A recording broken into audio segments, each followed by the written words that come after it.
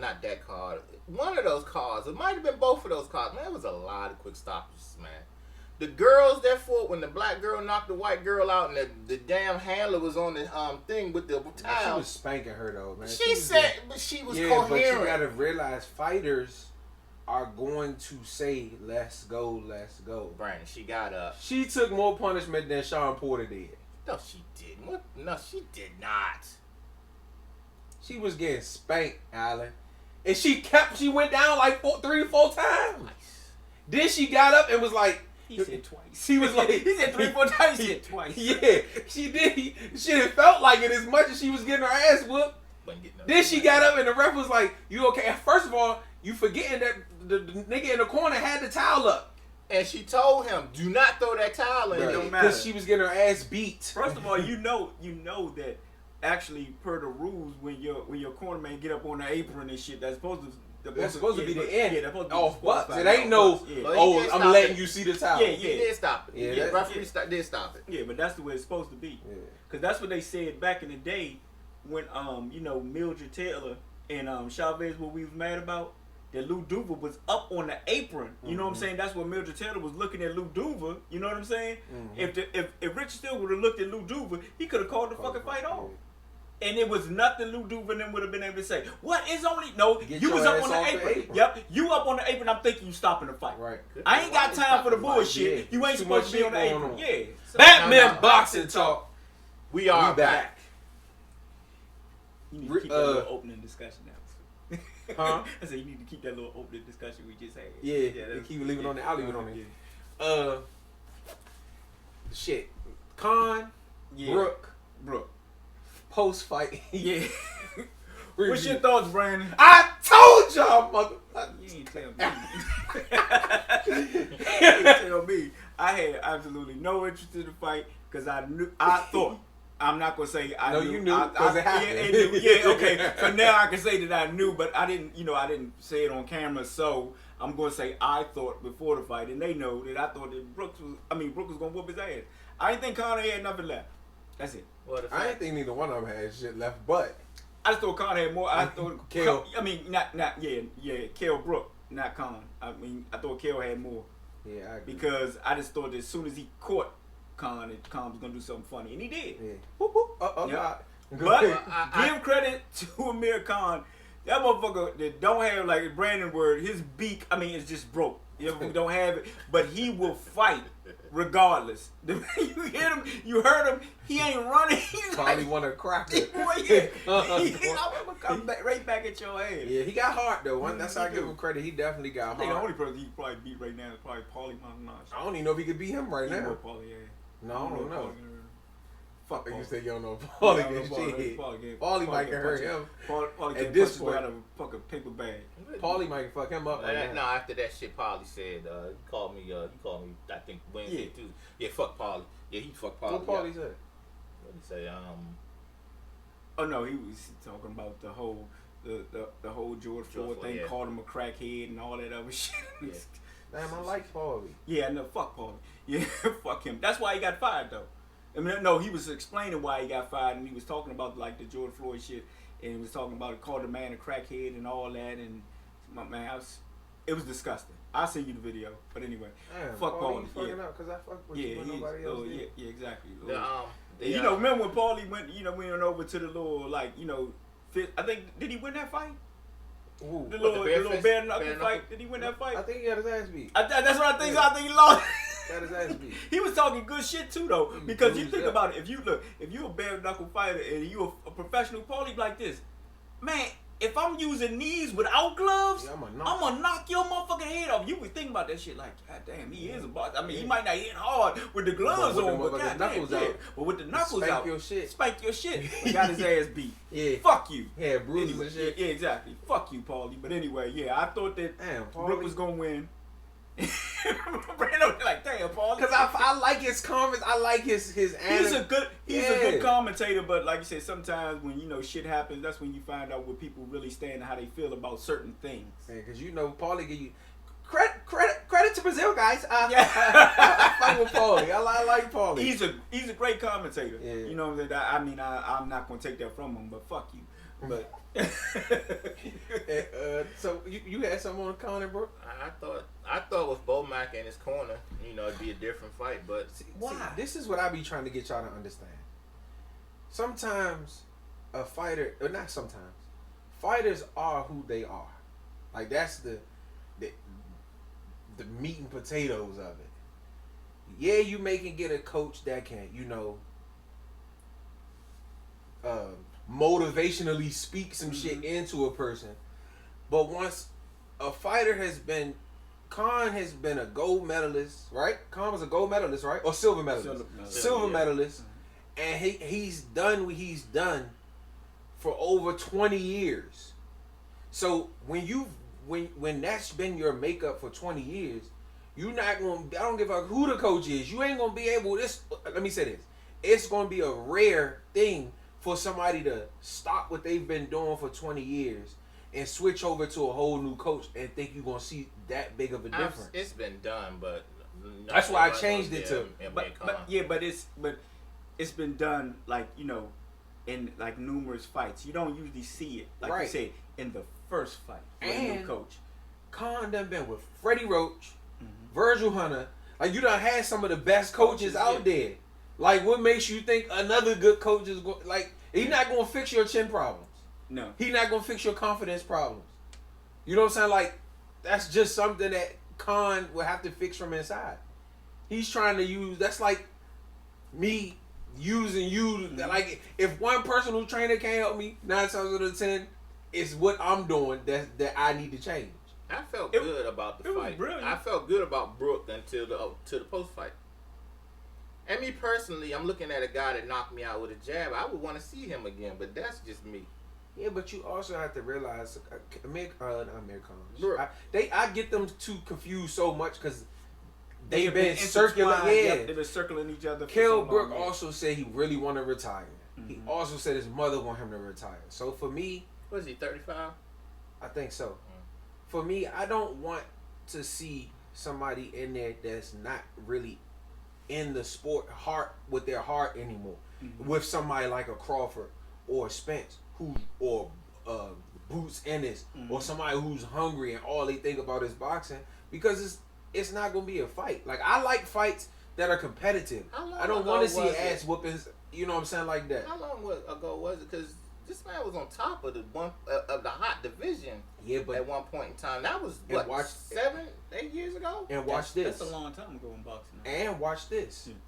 That's a perfect example of why fighters move the way they move and they don't take certain fights.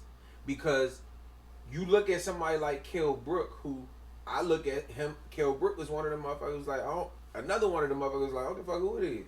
Triple G, 2 weight classes above. Fuck it, let's go. That's true. Come back down, Earl Spence. Shit, I don't give a fuck. Crawford, I don't care. You know what I'm saying? But look at how he turned out. Yeah. And then, us as boxing fans, we look at him like, you washed and all this other stuff. But we want our fighters to take those fucking chances, and then when they get washed and shit, we talk shit about him. And he deserves all the credit in the world because he fought Triple G when nobody wanted to fight Triple G. And exposed Triple G. Then everybody wanted to fight Triple G. But before Kell Brook, everybody was hollering Triple G's name after he signed the contract. Yep. Let's be clear. Andre Ward. Except for Andre Ward. Andre Ward wanted that smoke. Yeah. But Andre Ward was bigger. Yeah, he was bigger. But what I'm saying is people like Kell Brook is what we look for in boxers. That's true. People like Adrian Broner is what we look for in boxers. And then the minute they lose, and like Adrian Broner, another one who didn't listen to his handlers and took the Madonna fight when he probably shouldn't have. Right. Adrian Broner at best is 140 pounder. True. You know what I'm saying? At best. To me, his best weight class is probably 130, 135. Yeah, when he was 135, he was a monster. That's what I'm saying. So another one who didn't listen to his handlers, who made these decisions because he ain't care and wanted to fight. But now look at him. You know what I'm saying? Yeah. Sean Porter. People questioning Sean Porter going in the Hall of Fame, but Sean Porter took on all comers. All comers. That's what we want from our fighters. Yep. But like I said, we have to support them when they do that, and shit go wrong. Because shit went wrong from Kell Brook. Got his eye socket broke. Then he dropped back down 2 weight classes the next fight. no tune-ups, to fight Earl Spence. Yeah. And got his other eye socket broke. Yeah.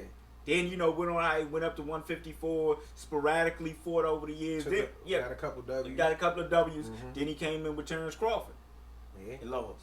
And the thing about it, until he got caught, he was landing shots against Terrence Crawford. It's his jab and his timing. But that was against everybody. Yeah, everybody. Kell Brook is another one of those ones who, even though he lost, if you look at his performances before the stoppage or before he lost, he was whooping. Like, he was beating Earl. Yeah, he was fucking Earl. He was whooping. Bro, when I was watching, I fucked with Kell Brook.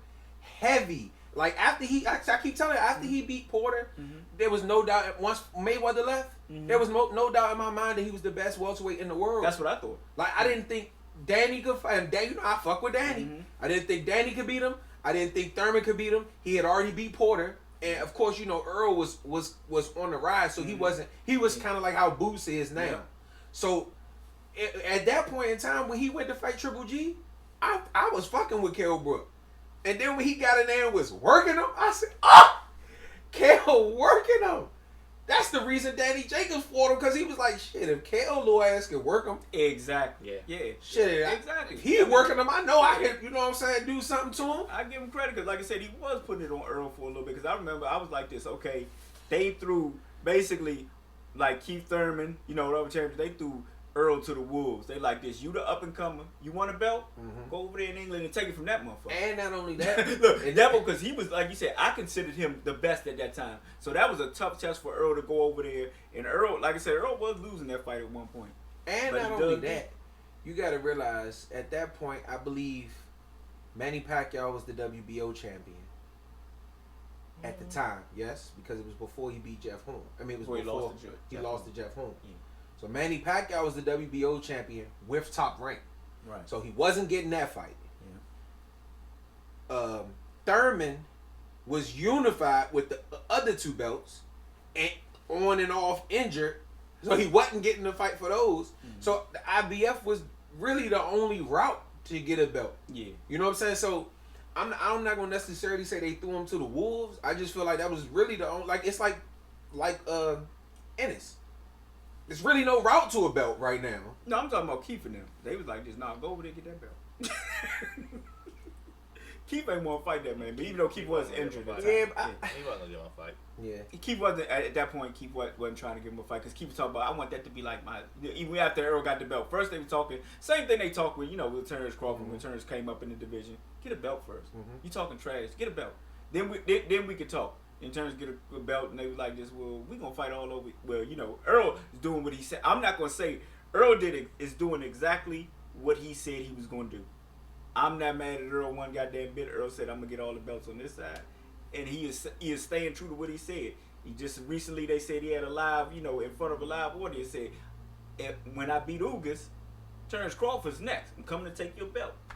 And like I said, I've been saying that too, but in the same breath, if that's the case, and see, I try to be consistent regardless of who I'm a fan of, who I'm not a fan of.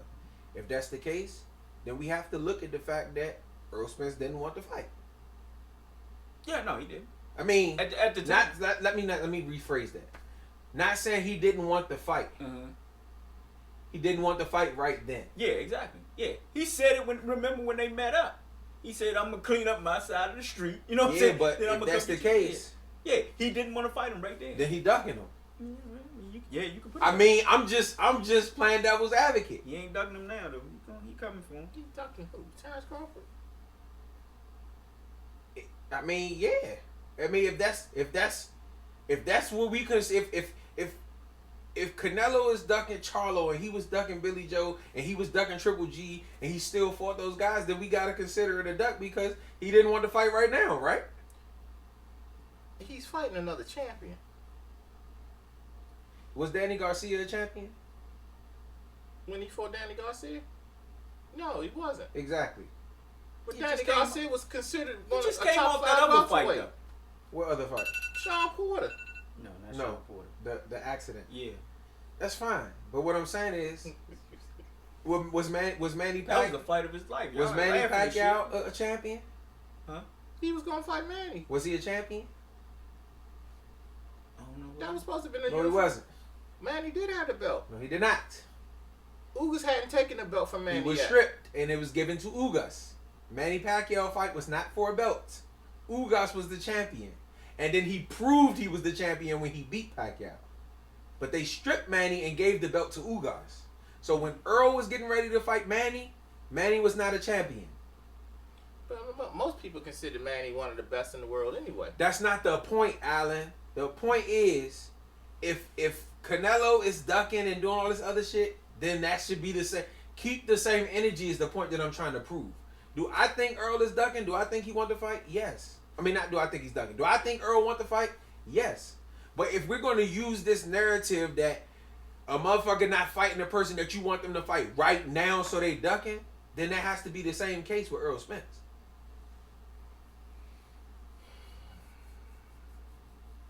I try to keep it as consistent as possible. I disagree with you. Okay.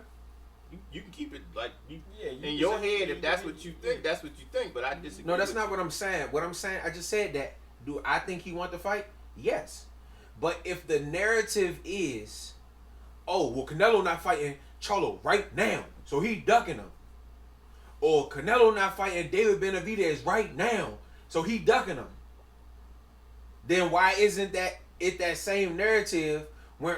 Because think about it. Canelo said, I want to be undisputed at 168. No one had a problem with that. Yes, people did have a problem with that. I mean, but you talking about Canelo. I mean, to combat your point a little bit, Canelo didn't say that I want to clean up 168, then I want to fight Charlo. Earl Spence said I want to clean up my side of the street, then I'm coming for you. Yeah. He had a specific plan, and he said that he was coming to him. Right. That's it. But the point is, when Bud says, I want the Earl, it's not, but once again, y'all know I'm not a fan of, oh, well, let me wait to see what Earl gonna do. Mm-hmm. No, I'm not a fan of that. Mm-hmm. You run your career as best as you see fit. Mm-hmm. Just like you have a career to run, mm-hmm. so do I. Mm-hmm. So I'm not about to sit here and just wait on you because you feel like you the fucking head honcho. I got a belt too, just like Ugas got a belt. Yeah, that's right. So guess what? Do you want to make this fight or not? No, I don't want to see you right now. I want to go see Ugas. Yeah, so he fought other people. Yeah. Right. So what I'm saying is, Charlo should have did the same. I mean, they should do the same thing. Right. So I mean, what I'm saying, their whole career. I mean, I'm not gonna say their whole career. I'm just not gonna dump down to that. But lately, their career has been based on people saying that Canelo has ducked them, and they haven't been taking. Well, I can't say Charlo. It's just Jamal. Yeah. Jamal, who has he really been fighting at 160? Nobody. Yeah, that's what I'm saying. So, I mean, are you just waiting? But for a long time, we said the same thing about Terrence Crawford until he fought Sean Porter. Yeah. So, I said it's the same thing. Terrence Crawford out of a contract. No, not that. But I'm just saying, Canelo going after all the belts. No one said he's ducking. No, don't say no one. You're speaking for yourself. The masses of people say when Canelo fought Callum Smith, he was ducking Charlo. When Canelo fought Billy Joe, he was ducking Charlo. When Canelo fought Caleb Plant, he was ducking Charlo. Now that Canelo is fighting Bivol, he's ducking Charlo. But is he? I mean, according to your thing, I guess. No, it's not according to my thing. I'm making a point. Yeah, I know. What I'm saying is are we being consistent? I know that's because if that's the case, then we might as well say the same thing for Earl. Yeah, I mean, if we say the same thing for Earl, then okay, we can say the same thing for Canelo. Then he ducking him. But everybody can be ducking somebody, I guess, right? That's what you're saying. Point proven. Okay. That's the point I made. Yeah. If he fight Charlo, then they gonna say he ducking Benavidez. If he fight Benavidez, they gonna say he ducking Charlo. You got some people out there that say, I mean, even though the majority of people don't want to see it, but shit, when Canelo said he didn't want to fight Triple G no more, some people said he was ducking Triple G for a third fight. That's fine. Okay. That's fine. But the point that I'm trying to prove is I want to get people's mentality away from. It's like people, they clamor to say, "Oh, this person ducking. Oh, he duck." Like, bro, at some point, especially when you get to that level that Earl is on, that not to say that Earl is on the level of Canelo, because I'm not saying that, but I'm saying he's the head honcho at 47. Yeah. Canelo is the head honcho of boxing. So of course everybody want to fight him. At that point, if you fighting somebody, you can't fight 6 motherfuckers in the same night. Yeah, you always ducking somebody. So if Earl fight Manny, he ducking Ubis. He ducking Crawford. Well, I don't see how. Look, now if you want to go back to when they was at 154 and he moved up 160, if y'all want to go back there and talk about duck shit, but I don't see how you could be ducking somebody and you're fighting at 168. And this motherfucker haven't even moved up to 168. I can't even say that he was ducking back then. I say if they want to go back, right now, because that's where it stemmed from. Every argument that I've seen on that starts from they was at 154. You know what I'm saying?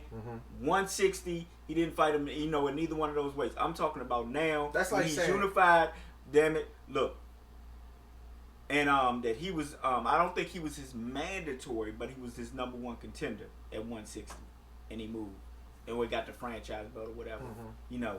But you can't be ducking somebody who won't even make the leap to your weight class, but they hollering they want to fight you. I think that's the story of when the ducking started for me, when he went and got the. And see, I don't know how much is true, but they say he went and asked for the franchise How belt. do you ask for something that don't exist? This is what the Suleiman did the interview. No, he said Lomachenko asked. How you can't ask for something that don't exist, Alan? I think he said Bob Arum. That was for Lomachenko, though. They said for Lomachenko, but I mean I think just like Oscar De La Hoya asked, I think, for Canelo. So this belt was But how created. do you ask for something that don't exist? I don't know. They made This belt was created so that Lomachenko got out of the Haney fight. I'm not saying and I don't. Canelo got out of the Charlo fight. I mean, I feel like that's the narrative people want to put on the belt. But like I said, if that's the case, then we could say the WBO was created for this. The WBA Super was created for that. Like, if that's the case, we can go back and give everything the title that we choose to give it. But at the end of the day, like I said in the last roundtable, when it came to Lomachenko, people forget timelines. People forget what happened during that moment. They don't pay attention to what was going on in the moment. They only look at hindsight and try to push their narrative forward.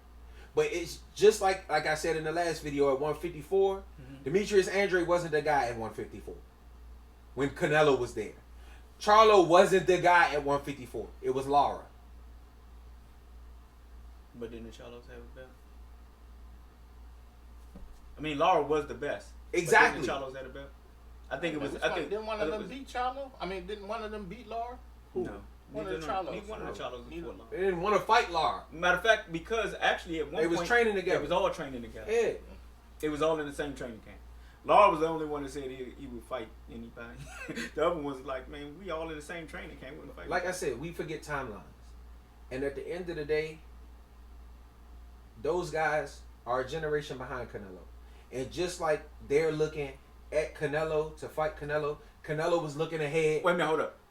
Go ahead and preference it so people know when you say a generation behind, because Canelo was fighting so early. Right. Not because of age. Because y'all would still say that they in the same generation. Exactly. But you got to understand that Canelo's been fighting a lot earlier than they were. It's no different than Earl, Danny, Sean, and Keith. They all around the same age. But because those guys got started earlier professionally, they were ahead. So they were looking at Floyd and Manny, while Earl was looking at Porter, Keith, and Danny. Yeah. Earl never had a Floyd fight in sight because Floyd was so far in front of him. Yeah. And that's the same thing with Canelo. He was looking at Mayweather, Cotto, those guys. Whereas the Charlos and Andre was looking at, Canelo.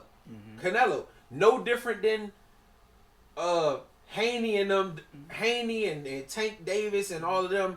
They all in the same generation. So when Gary Antoine Russell finally get a name, he gonna be a generation behind them. Yeah. So when those guys are looking up at the generation before them, he gonna be looking up at them. Even Boots, you can say Boots is getting a faster start than G.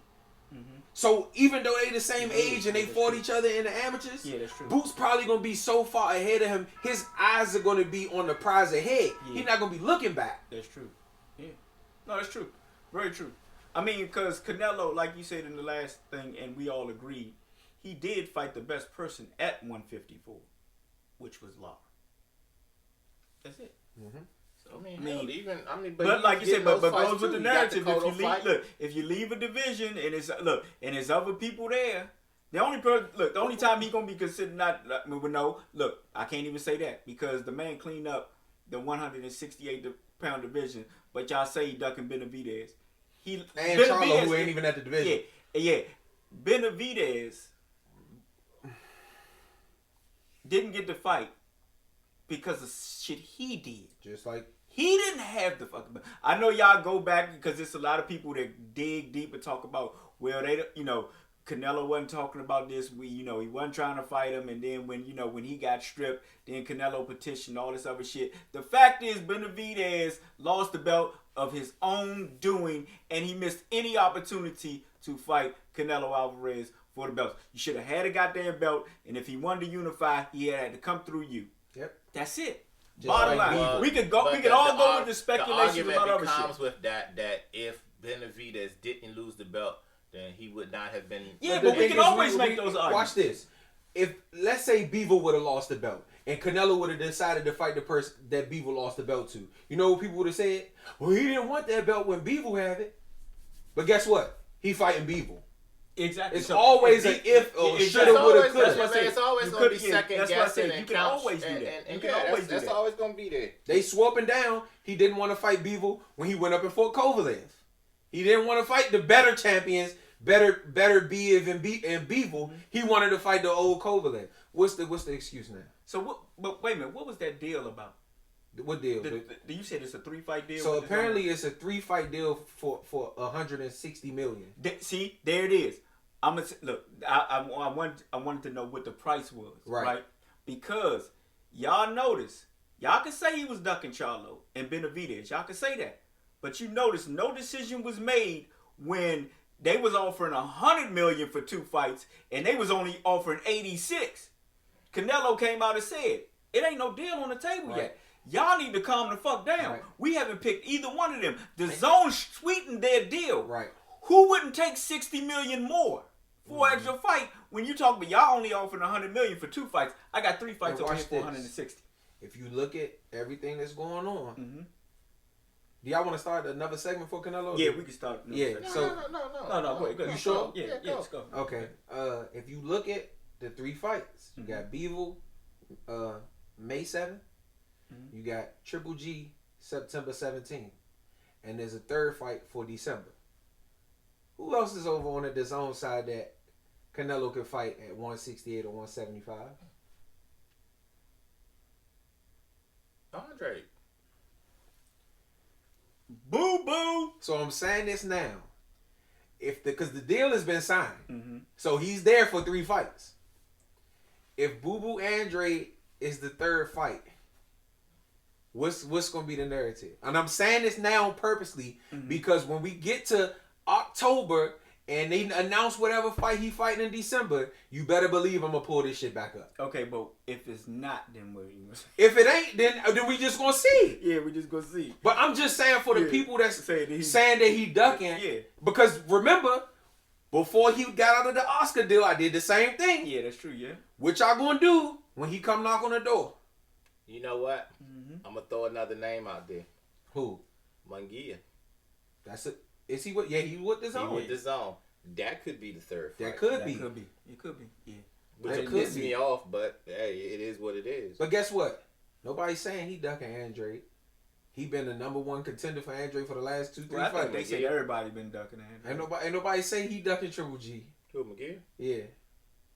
I done heard people say McGee ducking Andre. I ain't hear it. It ain't like I hear.